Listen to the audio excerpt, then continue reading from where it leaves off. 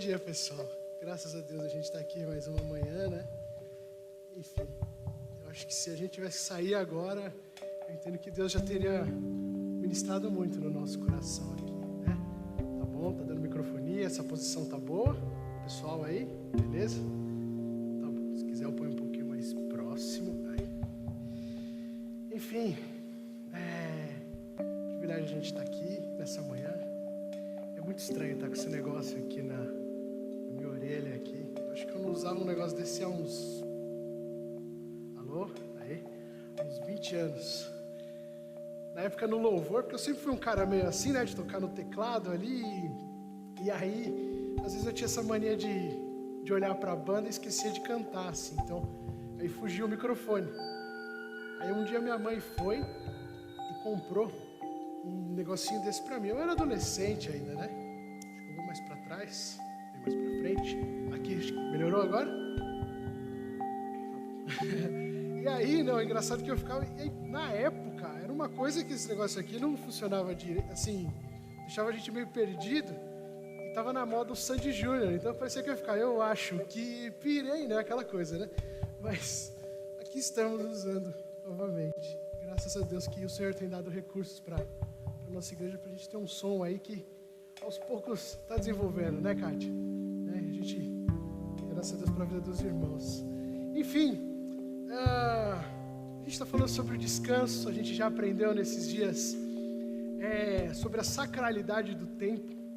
É interessante como a gente tem a dificuldade de tomar a decisão em tomar o tempo de descanso em relação ao tempo de ação. Parece que às vezes é mais fácil a gente tomar ação do que descansar. Eu estava pensando nisso.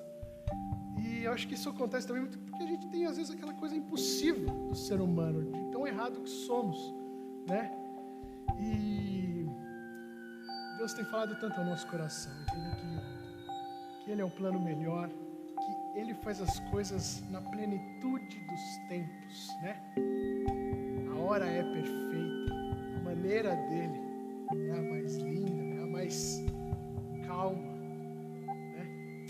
E o tratar de Deus é algo incrível. Eu queria pedir para que vocês abrissem a Bíblia ou acessassem no livro dos Reis, o primeiro livro, né? O capítulo 19. A gente vai meditar um pouco na vida de Elias, aquilo que Deus estava fazendo no meio do seu povo ali, né? Vamos ler, espero que todos tenham achado. 1 Reis 19, tá bom? A partir do versículo 1. Vai contar aqui. Elias foge para o Sinai, né? Então contando. Acabe contou a Jezabel tudo que Elias havia feito, incluindo o modo como havia matado todos os profetas de Baal. Por isso, Jezabel enviou esta mensagem a Elias: que os deuses me castiguem severamente se até amanhã, nesta hora, eu não fizer a você o que você fez aos profetas de Baal. Elias teve medo e fugiu para salvar a sua vida. Foi para Berseba, uma cidade em Judá, e ali deixou seu servo. Depois foi sozinho para o deserto, caminhando o dia todo, sentou-se debaixo de um pé de giesta e orou, pedindo para morrer, dizendo, né? Já basta, Senhor, disse ele. Tira a minha vida, pois não sou melhor que meus antepassados que já morreram. Então ele se deitou debaixo do pé de giesta e dormiu. Enquanto dormia, um anjo o tocou e disse: levante-se e coma. Elias olhou em redor e viu perto de sua cabeça um pão assado sobre pedras quentes e um jarro de água. Ele comeu, bebeu e se deitou novamente. Então o anjo do Senhor voltou, tocou-o mais uma vez e disse: levante-se e coma um pouco mais, do contrário, não aguentará a viagem que tem pela frente. Elias se levantou, comeu e bebeu. E o alimento lhe deu forças para uma jornada de 40 dias e 40 noites até o monte Sinai, o monte de Deus. Ali encontrou uma caverna onde passou a noite. Então o Senhor lhe disse: o que faz aqui você, Elias?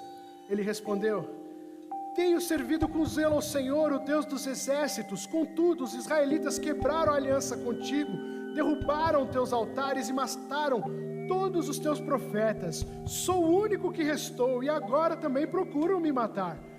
Saia e ponha-se diante de mim no monte, disse o Senhor. E enquanto Elias estava ali, o Senhor passou e um forte vendaval atingiu o monte. Era tão intenso que as pedras se soltavam do monte diante do Senhor, mas o Senhor não estava no vento. Depois do vento houve um terremoto, mas o Senhor não estava no terremoto. Depois do terremoto houve fogo, mas o Senhor não estava no fogo. E depois do fogo veio um suave sussurro. Quando Elias o ouviu, cobriu o rosto com a capa, saiu e ficou na entrada da caverna. E uma voz disse: o que você faz aqui, Elias? E ele respondeu outra vez: tenho servido com zelo ao Senhor, o Deus dos exércitos. Contudo, os israelitas quebraram a aliança contigo, derrubaram teus altares e mataram todos os teus profetas. Sou o único que restou e agora também procuram me matar. Então o Senhor lhe disse: volte pelo caminho por onde veio e vá para o deserto de Damasco. Quando chegar lá, unja Azael para ser rei da Síria. Depois unja também Jeú, neto de Nissi, para ser rei de Israel, e unja Eliseu, filho de Safate, da cidade de Abel-Meloá, para substituir você como meu profeta. Quem escapar da espada de Azael será morto por Jeú, e quem escapar da espada de Jeú será morto por Eliseu. No entanto, preservarei 7.000 de Israel que nunca se prostraram diante de Baal, nem o beijaram. Vamos orar? Pai de amor, obrigado pelas músicas cantadas nessa manhã, pelo Senhor ministrar ao nosso coração. Deus, que a nossa adoração não esteja restrita apenas aos domingos, mas que de fato a gente possa honrar o Senhor a todo instante da nossa vida. Fala ao meu coração, fala ao coração dos meus irmãos nesse instante. Que teu Santo Espírito nos direcione. Em nome de Jesus. Amém. Esse texto, eu tive que escolher ele. Na verdade, a minha vontade era ler 3 capítulos aqui desse livro, mas ia ficar uma leitura extensa demais. Então, por isso eu resolvi me ater a esse texto que conta de fato o tratar de Deus na vida de Elias. Mas se você não teve a oportunidade de ler ou meditar sobre a vida de Elias, talvez você não o conheça, se você já ouviu, acho que seria interessante todos nós estarmos no mesmo ponto. Então, eu acho que é válido a gente pegar desde o início da história ali, né? Que começa no capítulo 18, 17. E então, Elias, profeta do Senhor, né? Durante a história de Israel ali, tiveram 19 reis, todos se esqueceram de Deus, né? Os reis, né? Já que o povo lá atrás, lá em Samuel, lá, escolheu por Saul. Nós queremos ter um rei, porque as outras nações também têm. Tá bom, vocês vão ter o rei de vocês, vão pagar tributos e tudo mais. 19 reis na história de Israel ali, né? Desde Salomão. E todos desagradaram a Deus. Mas teve um que foi o implacável, mais conhecido como Acabe, né? O Acabe fez tudo que era ruim aos olhos do Senhor. Se casou com uma mulher chamada Jezabel. Essa mulher também era mais mal que tudo, né? O Acabe, ele era um cara implacável, mandava matar, mandava fazer tudo. No entanto, ele comia na mão da Jezabel também. Ele era um gatinho na mão da Jezabel. E a Jezabel, uma mulher má também. E trouxe o deus Baal, né? O deus Baal já havia sido inserido na cultura israelita, né? Há uma geração antes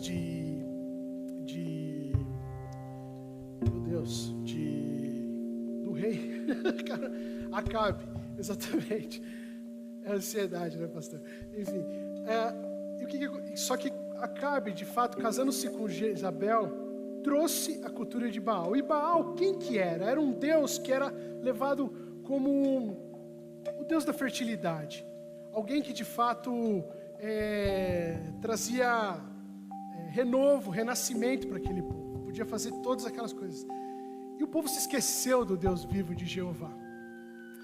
E Elias, ele tinha uma missão como profeta. Era o grande propósito da vida dele: combater a idolatria. E era a idolatria de Baal. Ele tinha uma missão: era combater aquilo. E diante dessa situação, como o povo se encontrava, Acabe levando o povo a esse ponto, o povo se esqueceu de Deus.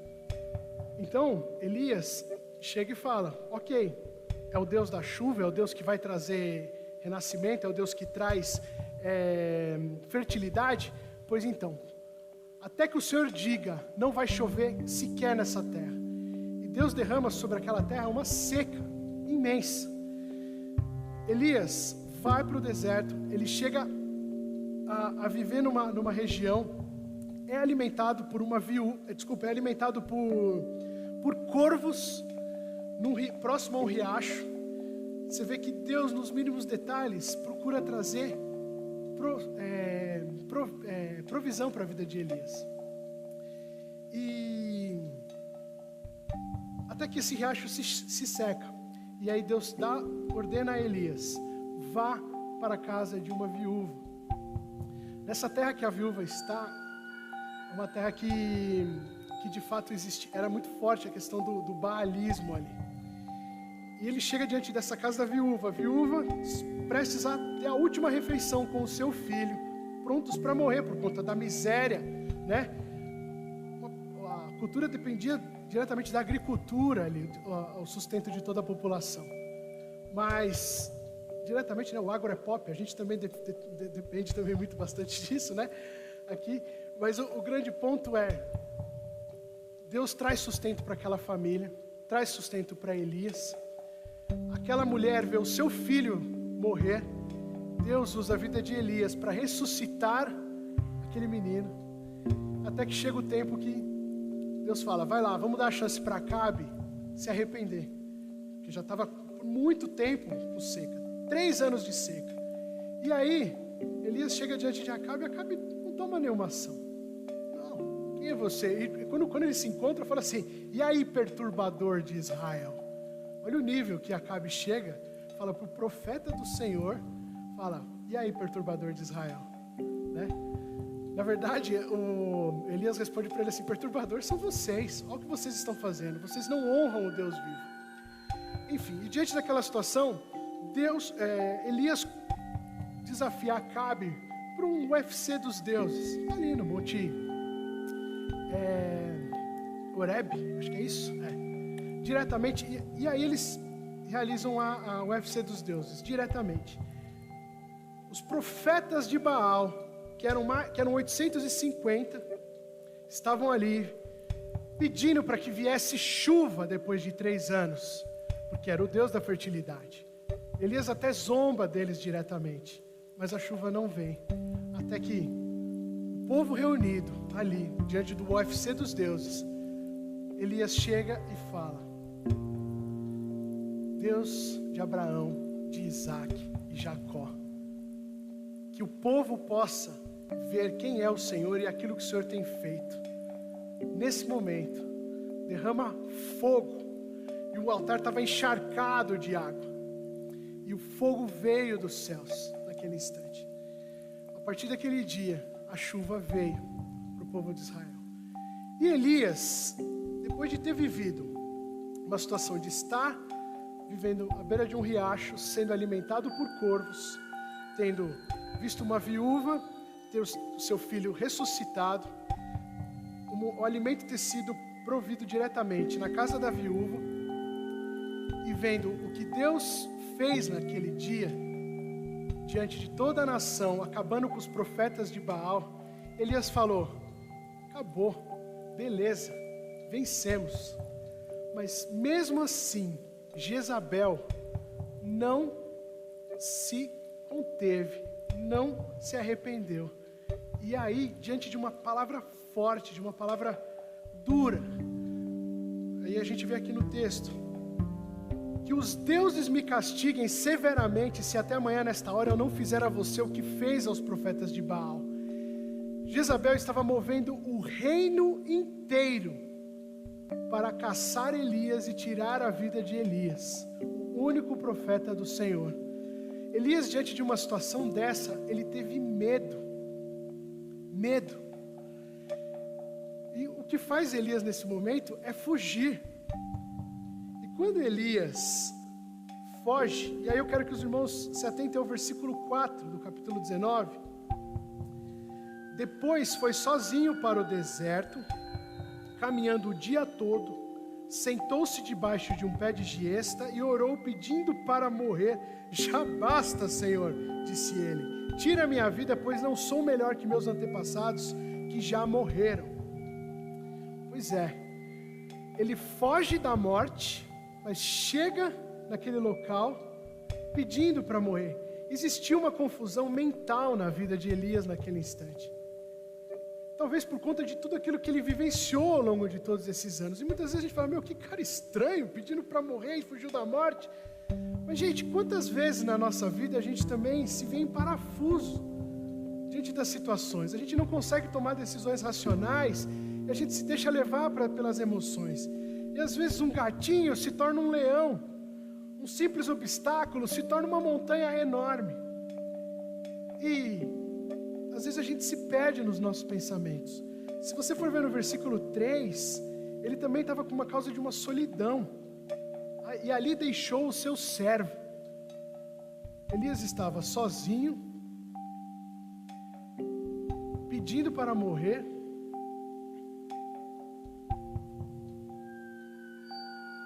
E em plena depressão, se a gente for parar para pensar. Era essa a situação. Detalhe, eu acho que um ponto, Elias não estava prestes a tirar a sua própria vida. Ele pediu ao Senhor para que bastasse, para que o Senhor tirasse a vida dele. Era um escândalo para a cultura judia o fato de uma pessoa tirar a sua própria vida. Então, por conta disso, ele desejava que o Senhor tirasse a sua vida. A gente vê que Jó, Moisés, até mesmo o profeta Jeremias passaram por situações semelhantes, diante de um burnout, uma situação como essa.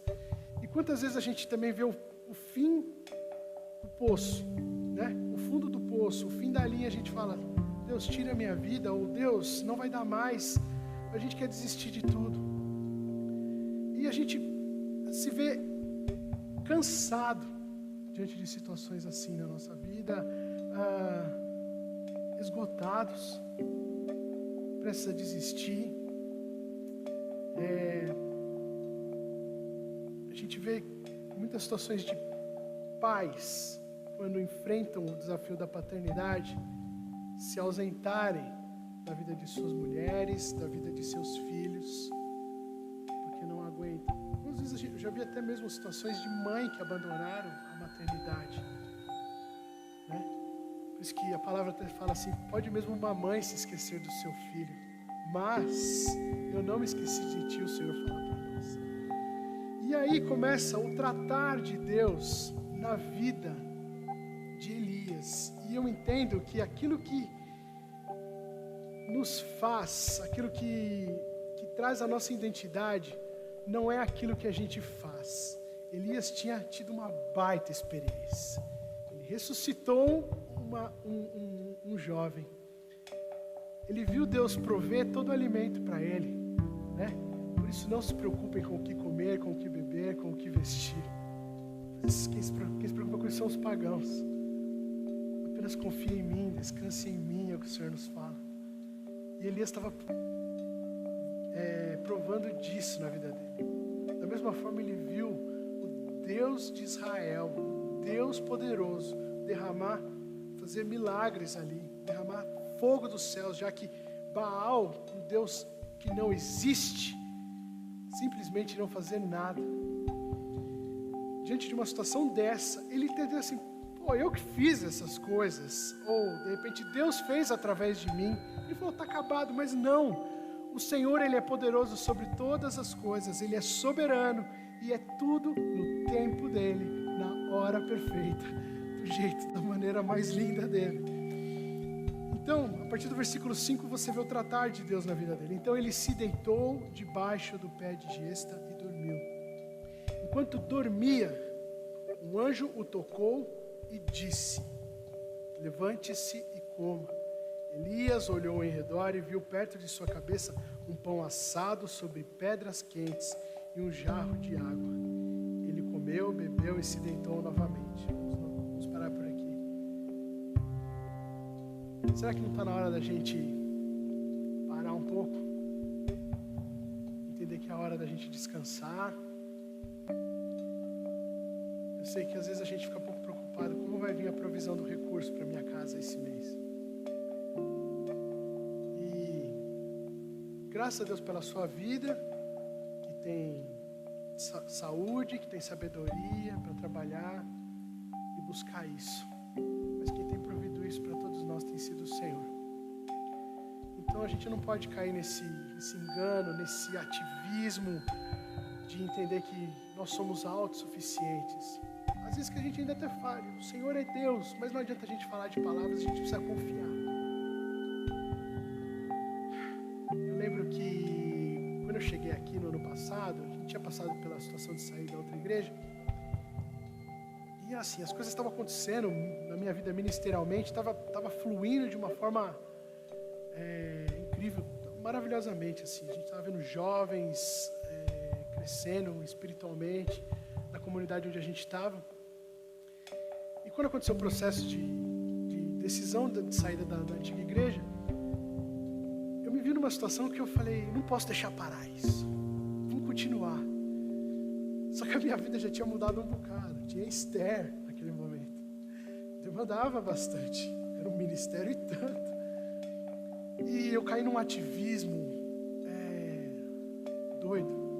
Ao ponto assim, eu preciso servir, vamos servir as igrejas e tal. Ao ponto que aquilo ficava impossível de estar presente na comunidade, servindo e dar o suporte para minha esposa e para minha filha ali. E no momento também que a gente mais dependia e precisava ter uma comunidade também nos acompanhando. A gente, naquele processo a gente não estava em lugar nenhum. E aí, Deus foi tratando o nosso coração, a gente foi se acalmando. E quando eu cheguei aqui, um dia, sento ali, e aí vejo um monte de rosto conhecido, assim, eu falei, nossa, que lugar legal, né? Eu já tinha visitado lá atrás, quando eu tinha começado o projeto, a igreja. E aí Deus foi trabalhando no nosso coração. E aí, conversando até com o Felipe um dia, o Felipe falou, cara, vai no seu tempo, descansa. O nosso objetivo aqui não é a gente criar algo para que a gente esteja exausto, para que a gente não tenha qualidade. A gente pode ser bons servos dentro da igreja, mas isso pode colocar em risco a nossa qualidade nos nossos relacionamentos com as nossas esposas, assim como pode colocar em risco a qualidade daquilo que somos, de como a gente pode render no nosso trabalho, ou até mesmo a qualidade da nossa sanidade mental no dia a dia. E aquilo para mim foi um oásis, porque a gente está acostumado de vamos para a igreja, precisamos trabalhar, né? Mas naquele instante Deus tratava o nosso coração. Foi quando, de fato, eu entendi que Deus estava me colocando para tratar um outro ministério na vida dele, na minha vida. Sim, era tratar da minha família, aquilo que Ele colocou em primeiro lugar. No entanto, eu acredito que eu precisava tratar a minha vida naquele instante. E foi um tempo de descanso, um tempo que o Senhor trabalhou muito no meu coração. Porque Deus também, não adianta Deus falar o meu coração, confirmar coisas e não confirmar no coração da minha esposa. A gente é uma só carne, a gente tem que andar junto. E Deus foi confirmando isso. Enfim, graças a Deus a gente tem caminhado, né? E já a gente vai viver mais um turbilhãozinho na nossa vida. Enfim, mas é diante de uma situação dessa, Deus ele trata a gente com o descanso. E aqui não foi somente um descanso. Ele se levantou. Quando ele se levantou, ele não precisou se preocupar em cozinhar. Ele não precisou se preocupar em caçar algo, em ter que se deslocar. Ele simplesmente levantou a cabeça e falou, olha, tem um pãozinho aqui. Olha, tem uma aguinha gelada. Deus não simplesmente proveu alimento, bebida e descanso, mas já estava à disposição. E o O anjo voltou, ele comeu, bebeu e se deitou novamente. O anjo do Senhor voltou e tocou: levante-se e coma um pouco mais, do contrário não aguentará a viagem que tem pela frente. Elias, naquele momento, ele estava tendo a consciência de que aquilo que ele estava realizando não era do jeito dele, mas sim de acordo com o que Deus tinha preparado para aquele tempo, naquele momento. A viagem até a região do Monte Sinai era em torno de uns 20 dias, mais ou menos, mas ele levou em torno de 40 dias. Né? Será que não está na hora de você, de repente, ter os seus 40 dias, né, entre aspas, né? A gente pode falar dessa forma, um tempo para Deus tratar o teu coração, Deus tratar a tua vida, entender que, de fato, nós não somos suficientes. Nós precisamos dEle, nós dependemos da graça dEle. E diante desse descanso, desse tempo que ele vai para o deserto, ele é levado a ter de fato um momento com Deus. Ele se coloca, e assim, Deus até aí só ouviu, né? Tenho servido com zelo ao Senhor, o Deus dos exércitos. Contudo, os israelitas quebraram a aliança contigo, derrubaram teus altares e mataram todos os teus profetas. Sou o único que restou e agora também procuram me matar. Elias estava desabafando, botando na mesa. Né, Marcita? Quantas vezes um simples aconselhamento, uma simples sessão de terapia, a gente é tratado pelo colocar para fora, né? E aqui, ele estava botando para fora, de fato, aquilo que ele tinha no coração dele. E o que eu acho que é um pouquinho complicado, ele falando assim: sou o único que restou e agora também procuro me matar. Tipo assim, tudo isso está acontecendo comigo, é por minha causa e tudo mais. E às vezes a gente cai nesse erro também na nossa vida, de muitas vezes assim, porque eu dou duro nesse relacionamento, porque só eu trabalho nessa empresa, porque só eu faço isso na igreja. Onde já se viu? Gente, Deus, Ele está operando através de nós. O trabalho existe para que nós possamos honrá-lo e não para que nós possamos desonrá-lo. Por isso que o título da mensagem, quando eu estava pensando, eu falei assim, né, existe a afirmação do filósofo: penso, logo existo, né? O ser humano pensa, nós somos racionais, mas de fato a gente se vê uma identidade em Cristo quando nós resolvemos descansar no poder de Deus, quando nós resolvemos nos deleitar nele. Alguns anos atrás eu ouvi uma mensagem do Bill Hybels, ele contando o testemunho de um homem da sua igreja que um dia tomou uma decisão e falou assim: eu preciso ter tempo com Deus. E aí ele tomou a ação de todo dia pela manhã sentar numa cadeira e meditar na palavra de Deus antes de tomar ação de qualquer coisa que ele precisava fazer no dia. E aquilo foi se tornando um hábito na vida dele. Ele, por anos e anos, construiu família, a gestão de negócios e tudo mais, foi muito bem sucedido.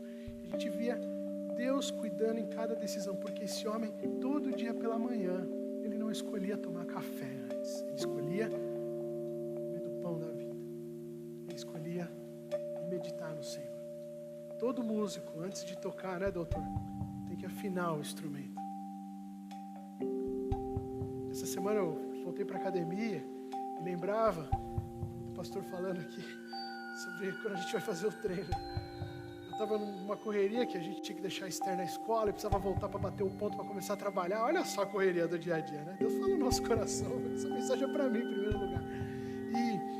E eu lá naquela correria comecei a fazer o exercício e eu praticamente não descansava os 45 segundos que você precisa descansar para o músculo poder, de fato, se recuperar, mas ele também está trabalhando ali. E numa dessas, simplesmente a panturrilha aqui, eu fiquei uns 2-3 dias só assim, né? Daquele jeito. Então você entende que para tudo existe um tempo. Imagina se a música tocada não tivesse a pausa na música. Quem manja de partitura sabe disso, né? Ia ser um negócio assim, tipo,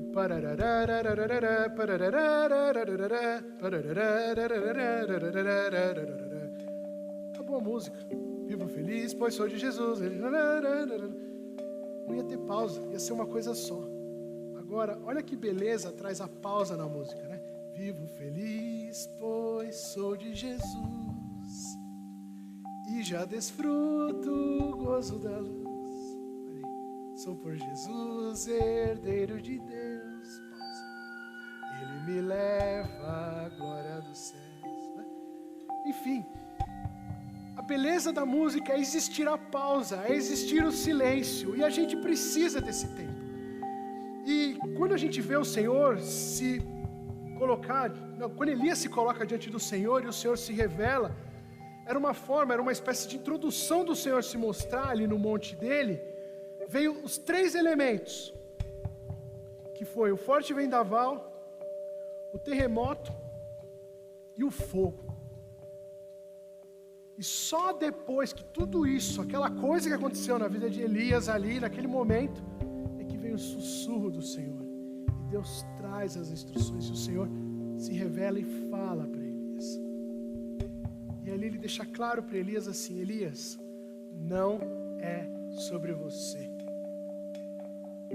é sobre mim. E aí ele dá as instruções para Elias e fala: vá até tal lugar, unja fulano de tal, assim, assim, assado. Unja 3 pessoas. Elias conseguiu ungir a Eliseu, que se tornou o seu sucessor. E o baalismo, ele foi exterminado da nação de Israel através dessas 3 pessoas depois. Através de Azael e Jeú. Então, às vezes a gente acha que o fim está em nós mesmos. Mas Deus, Ele quer usar a nossa vida para realizar aquilo que Ele quer fazer. No meio do seu povo, no meio de uma igreja, até mesmo uma sociedade. Mas o fim nunca está em nós mesmos. O pastor Léo pregou no domingo que o pessoal estava no retiro sobre o milagre. Deus, Ele realiza o milagre a partir de uma crise, como Ele trouxe. Porém, nunca pense que o milagre é para apenas abençoar a sua vida apenas. Ele quer edificar pessoas. Esse milagre, ele está ali para ser bênção na vida de outras pessoas. Então, meu irmão, você que está preocupado com o recurso que você vai trazer para casa, você, mãe, que está preocupada com a saúde dos seus filhos, você, adolescente, que está preocupado com as provas, lembre-se, o Senhor está cuidando. A gente tem que estudar para uma prova inteira, perfeito, mas existe o tempo de descanso. Existem especialistas recomendam que você nem leia nada antes da prova, né? Eu sei que cada um tem o seu rito aí de estudar para uma prova e fazer, mas é importante o descanso. Deus, Ele quer trabalhar no nosso meio, mas é importante que a gente lembre-se de que aquilo que nós somos não é o que fazemos. Não são resultados, não são conquistas, não são fracassos que dizem o que somos. Mas nós somos aquilo que somos quando descansamos nele, quando estamos nele. E isso é um ato de obediência, né? O Tim Keller essa semana nos deixou e ele fala que é um ato de confiança, numa das suas situações, numa das suas citações. Então, quando a gente fala sobre descansar, e o Senhor, Ele nos relembra o tempo inteiro na sua palavra. Restaurarei o exausto e saciarei o enfraquecido, em Jeremias 31, 25. Respondeu o Senhor: eu mesmo acompanharei e lhe darei descanso, em Êxodo 33, 14. Venham a mim todos os que estão cansados e sobrecarregados, eu darei descanso a vocês. Tomem sobre vocês o meu jugo e aprendam de mim, pois sou manso e humilde de coração, e vocês encontrarão descanso para as suas almas, pois o meu jugo é suave, o meu fardo é leve. Mateus 11, 28 e 30. Deixo a paz a vocês, a minha paz dou a vocês, não dou como o mundo a dá. Não se perturbe o seu coração, nem tenham medo. João 14, 27. Não andem ansiosos por coisa alguma, mas em tudo, pela oração e súplicas e com ação de graças, apresentem seus pedidos a Deus. Filipenses 4, 6. Aquele que habita no abrigo do Altíssimo e descansa à sombra do Todo-Poderoso, pode dizer ao Senhor: Tu és o meu refúgio e a minha fortaleza, o meu Deus em quem confio. Salmo 91, 1 e 2. O Senhor é o meu pastor e de nada terei falta. Em verdes pastagens me faz repousar, como uma ovelhinha descansa, e me conduz às águas tranquilas. Restaura meu vigor, guia-me nas veredas da justiça por amor ao seu nome. No Salmo 23, ele fortalece o cansado e dá grande vigor ao que está sem forças. Isaías 40, quando se deitar não terá medo e o seu sono será tranquilo, conforme o sábio nos fala em Provérbios. A palavra está cheia de situações como essa. Eu sei que pode parecer meio clichê falar de descanso. Descanse em Deus, mas o fato é, aonde nós temos colocado a nossa cabeça para repousar? E de fato é, será que nós estamos prontos para agir ou estamos prontos para tomar o tempo de descanso? Deus nos convida a descansarmos nele. Nós somos o que somos. Penso, logo existo. Descanso, logo existo. Nós existimos porque ele é. E se existimos nele, é porque temos a oportunidade de descansar em Deus. Enfim, eu queria orar nesse momento, pedindo para que Deus, de fato, nos conduza nessa jornada. Eu não sei como está a sua vida, eu não sei como estão as coisas, mas o fato é que, diante de toda a situação que a gente vive no dia a dia, a gente fica preocupado com a situação do país, a gente fica preocupado com a situação da economia. Peço para que você abaixe sua cabeça nesse momento. E peço para que o Senhor mostre para você nesse momento qual área que você precisa descansar. Ou se você de repente precisa descansar por inteiro.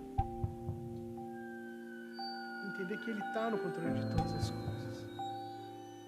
O descanso é um ato de obediência. É um ato de fé. É um ato de confiança. É surreal a gente parar para pensar que a gente produz a semana inteira. E Deus, simplesmente no sétimo dia, Ele simplesmente fala assim: descansa, eu vou prover para vocês. É um ato de fé. O Senhor tem cuidado da gente. Enfim, que nesse momento a gente possa entregar nas mãos dEle aquilo que somos e parar de cair nessa enganação de que a gente é aquilo que a gente conquista, aquilo que a gente realiza, aquilo que a gente fracassa. Ele nos convida: vinde a mim, todos vocês que estão cansados. E a gente está na presença sua, Senhor, nesse momento. Pai, que a gente possa descansar, saber que o Senhor é Deus. Assim como Pedro, Pai, que tomou ação de caminhar olhando para Jesus, caminhava pelo aquele mar, andava sobre as águas. Ó Deus, e muitas vezes a gente tira os olhos do Senhor e a gente afunda. Mas Deus, que de fato a gente possa estar de olho no Senhor, não somente de olho, mas focados, entendendo aquilo que o Senhor quer realizar. Não para o nosso engrandecimento, mas para a Tua glória. O privilégio é fazer parte daquilo que o Senhor faz nessa terra. A glória é sua. E às vezes o Senhor permite a gente ver aquilo que é da Tua glória. Ó Pai, tem misericórdia de nós. Entendermos que o descanso está em Ti.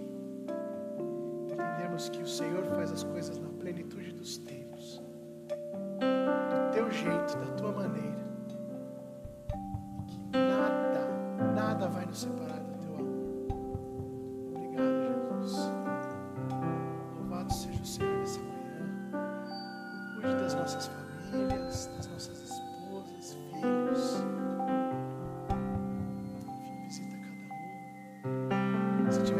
precisa que a saúde seja restaurada. Eu peço que nesse momento o Senhor visite. Nós não somos médicos, Senhor. Eu não sou médico. E o Senhor é quem capacita pessoas. O Senhor é quem opera. Deus, aqueles que vivem no vício. Oh Deus, pais, mães que às vezes estão preocupadas com seus filhos ou entes queridos, porque estão numa vida de vício. Em nome de Jesus, Pai, que a gente possa se lembrar que é o Senhor quem faz as coisas e não a gente. Sejamos tocados pelo Teu Santo Espírito, guiados pelo Teu Santo Espírito. Enfim, Deus, igual as crianças nesse momento aprendem sobre o super-herói. Oh Deus, às vezes a gente acha que a gente é suficiente, que a gente é o super-herói das coisas, mas Deus, obrigado pelo nosso super-herói que é Jesus Cristo, porque nós temos hoje a vida eterna em Ti, Senhor. Te chamamos de Pai, porque o nosso super-herói, Jesus Cristo, pagou o preço na cruz pelos nossos pecados, morreu, mas ressuscitou e nós vivemos em Ti. Louvado seja o Senhor. Enfim, descansamos no Senhor. Estejamos debaixo da Tua graça, do Teu amor. Em nome de Jesus.